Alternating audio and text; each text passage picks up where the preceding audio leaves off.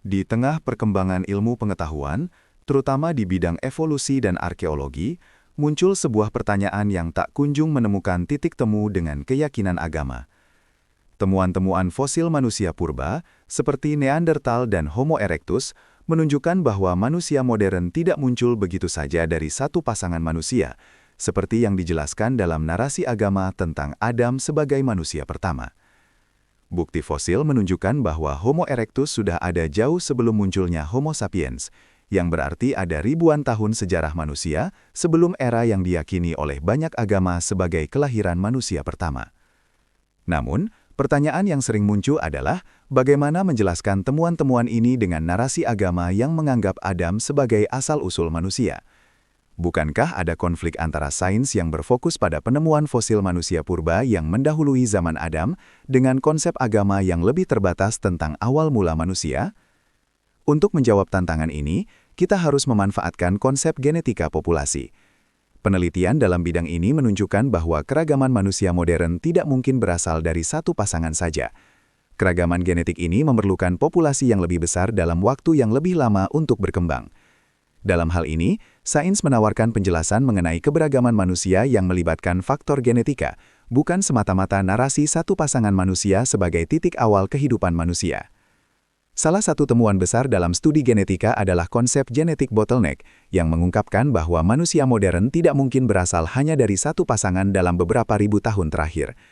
Analisis DNA manusia modern menunjukkan keragaman yang luas, baik dalam segi kelompok etnis maupun karakteristik genetik lainnya.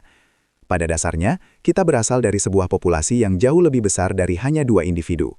Fosil dan penelitian genetik mengungkapkan bahwa sekitar 10.000 individu diperlukan untuk menghasilkan keragaman genetik yang kita temui pada manusia masa kini. Hal ini menunjukkan bahwa umat manusia bukanlah hasil dari pasangan pertama seperti yang digambarkan dalam beberapa interpretasi agama, melainkan produk evolusi panjang yang melibatkan banyak individu. Proses ini tidak terjadi dalam waktu singkat, melainkan dalam skala waktu ribuan hingga puluhan ribu tahun. Penting untuk memahami bahwa bukti genetik ini tidak bertentangan dengan keberadaan figur Adam dalam tradisi agama, tetapi lebih memperkaya pemahaman kita tentang asal-usul manusia dalam konteks yang lebih luas, di mana ada ribuan individu yang berperan dalam proses evolusi ini. Ini bukanlah penyangkalan terhadap ajaran agama, tetapi sebuah penjelasan yang memberikan perspektif lebih mendalam mengenai bagaimana umat manusia berkembang. Usia Homo sapiens yang diperkirakan sekitar 200.000 tahun yang lalu, jauh lebih lama dibandingkan dengan tafsiran agama mengenai usia Adam, yang menurut beberapa sumber berkisar antara 6.000 hingga 10.000 tahun yang lalu. Perbedaan besar dalam angka usia ini menjadi tantangan serius dalam menyelaraskan temuan sains dan narasi agama. Arkeologi telah banyak memberikan bukti tentang keberadaan manusia purba jauh sebelum Homo sapiens muncul, seperti Homo erectus yang telah ada sekitar 1,9 juta tahun yang lalu. Penemuan ini menunjukkan bahwa umat manusia tidaklah dimulai dengan Adam, tetapi dengan berbagai bentuk kehidupan manusia purba yang berkembang seiring waktu. Selain itu, kajian geologi juga memperlihatkan bahwa usia bumi jauh lebih tua daripada yang dijelaskan dalam banyak tafsiran agama. Secara ilmiah, bumi diperkirakan berusia lebih dari 4,5 miliar tahun. Konsep usia bumi yang diterima oleh sains ini tidak dapat diabaikan begitu saja, meskipun terdapat berbagai interpretasi agama yang lebih muda. Namun penting untuk memahami bahwa sains dan agama tidak harus saling bertentangan. Pemahaman yang lebih terbuka terhadap usia bumi dan manusia purba memungkinkan kita untuk melihat Adam dalam konteks yang lebih simbolis, sebagai tokoh penting dalam peradaban manusia dan spiritualitas, bukan semata-mata sebagai individu pertama yang lahir di dunia ini. Dalam upaya menjembatani perbedaan antara sains dan agama, salah satu solusi filsafat teologi yang bisa diambil adalah melihat Adam bukan sebagai manusia pertama secara biologis, tetapi sebagai manusia pertama yang menerima ruh atau akal moral. Konsep ini bisa membantu kita memahami Adam sebagai tokoh yang memiliki peran spiritual yang unik dalam perkembangan peradaban manusia.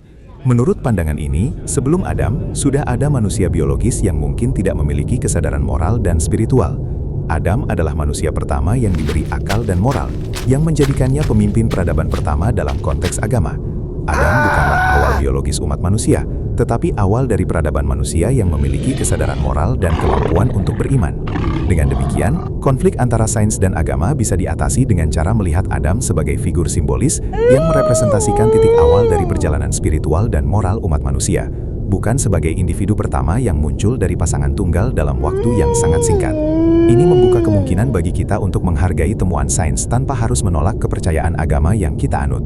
Melalui pendekatan ini, kita dapat menyimpulkan bahwa sains dan agama tidak perlu bertentangan jika kita memahami konsep Adam dengan cara yang lebih terbuka dan fleksibel.